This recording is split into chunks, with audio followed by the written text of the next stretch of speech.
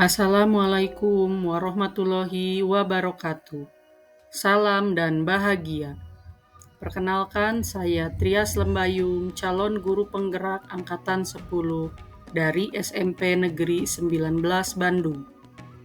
Kali ini akan menyajikan kesimpulan dan refleksi pemikiran Ki Hajar Dewantara dari Koneksi Antar Materi, Kesimpulan dan Refleksi Modul 1.1.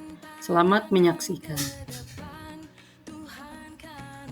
Dalam koneksi antar materi, kesimpulan dan refleksi modul 1.1 ini, saya akan berusaha menjawab pertanyaan di bawah ini. 1.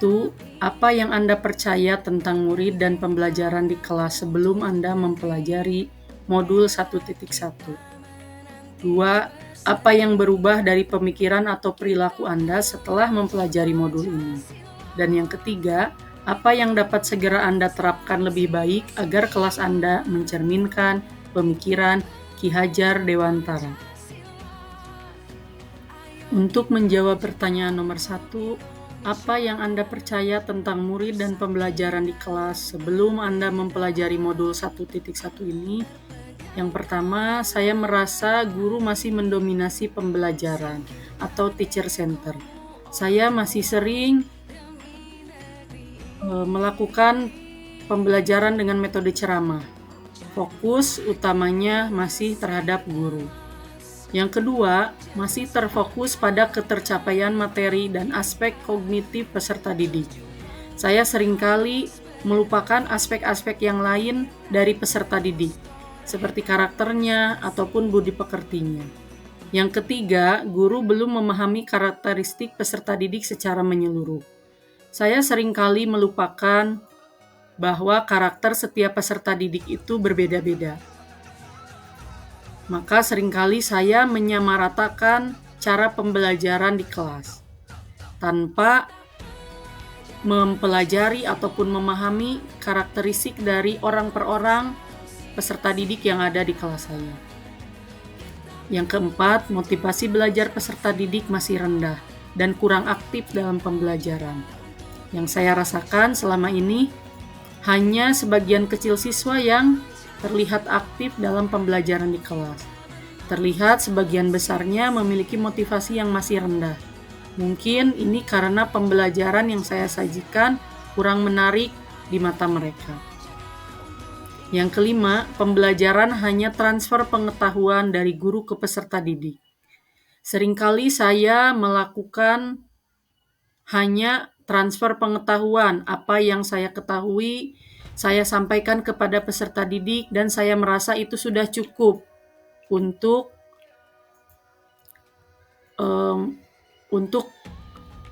menuntaskan pembelajaran di kelas saya. Yang keenam, peserta didik hanya sebagai objek pembelajaran. Saya hanya menganggap peserta didik ini sebagai objek dalam pembelajaran, sehingga kurang memperhatikan aspek-aspek yang lainnya. Kegiatan pembelajaran sebelum saya memahami modul 1.1 ini, saya lebih banyak menjelaskan atau transfer pengetahuan kepada peserta didik saya, sehingga saya sebagai guru masih sebagai pusat pembelajaran atau teacher center. Dan saya masih mengabaikan bakat-bakat yang ada dalam diri peserta didik. Peserta didik diharapkan mendengarkan, fokus, dan memahami apa yang saya sampaikan. Pertanyaan yang kedua, apa yang berubah dari pemikiran atau perilaku Anda setelah mempelajari modul ini?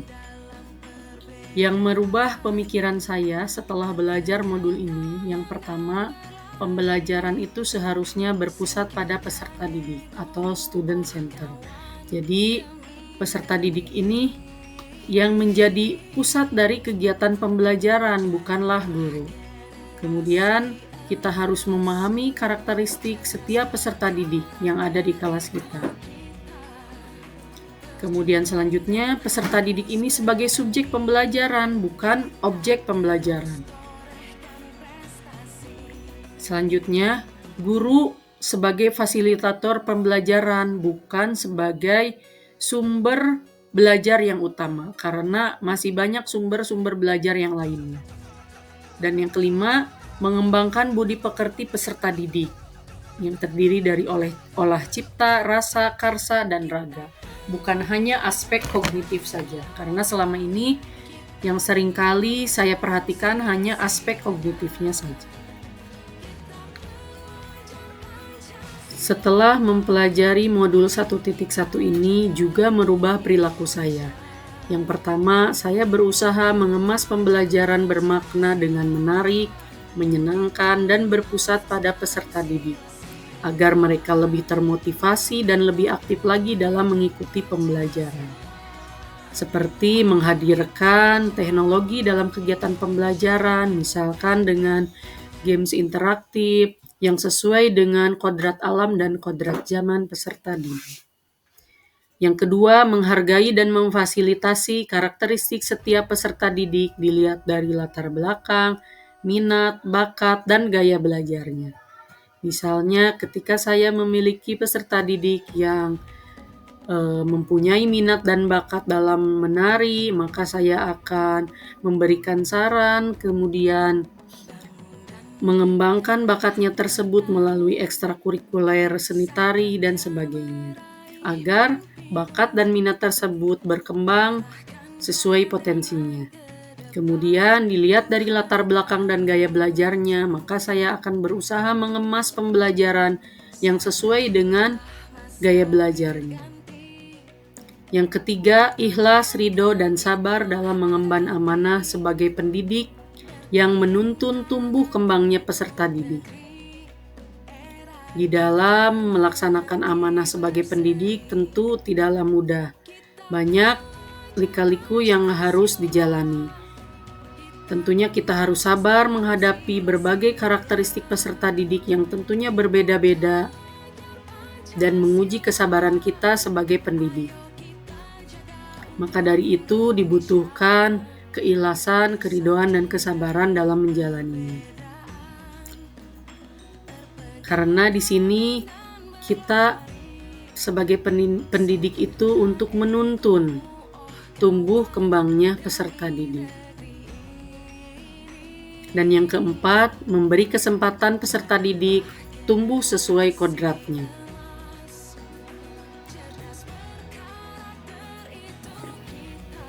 Untuk menjawab pertanyaan yang ketiga, apa yang dapat segera Anda terapkan lebih baik agar kelas Anda mencerminkan pemikiran Ki Hajar Dewantara? Yang pertama, saya akan merancang pembelajaran yang interaktif, menyenangkan, dan berpusat pada peserta didik. Dengan harapan peserta didik mau dan termotivasi belajar di kelas saya. Saya harap peserta didik senang belajar matematika, karena selama ini matematika sering dianggap pelajaran yang tidak menyenangkan. Yang kedua, menerapkan pembelajaran berbasis kearifan lokal dan budaya setempat. Karena selama ini saya kurang memperhatikan kearifan lokal dan budaya setempat. Jadi, rencana saya ke depannya, saya ingin memasukkan kearifan lokal dan budaya setempat di dalam pembelajaran saya, sehingga pembelajaran bisa lebih menyeluruh lagi. Yang ketiga, saya akan menerapkan sistem AMONG, pendidikan yang menuntun bukan menuntut. Jadi selama ini kita sering menuntut peserta didik untuk menyelesaikan tugas-tugas atau ketuntasan minimum peserta didik. Ternyata seharusnya kita menuntun tumbuh kembangnya kodrat dari peserta didik. Dan yang keempat, saya akan berusaha mengenali karakter setiap peserta didik dengan menjalin komunikasi dengan baik dengan mereka. Saya akan berusaha mencari data, mencari tahu tentang karakter setiap peserta didik yang ada di kelas saya. Itu saja yang bisa saya sampaikan. Terima kasih atas segala perhatiannya dan semoga bermanfaat. Salam dan bahagia.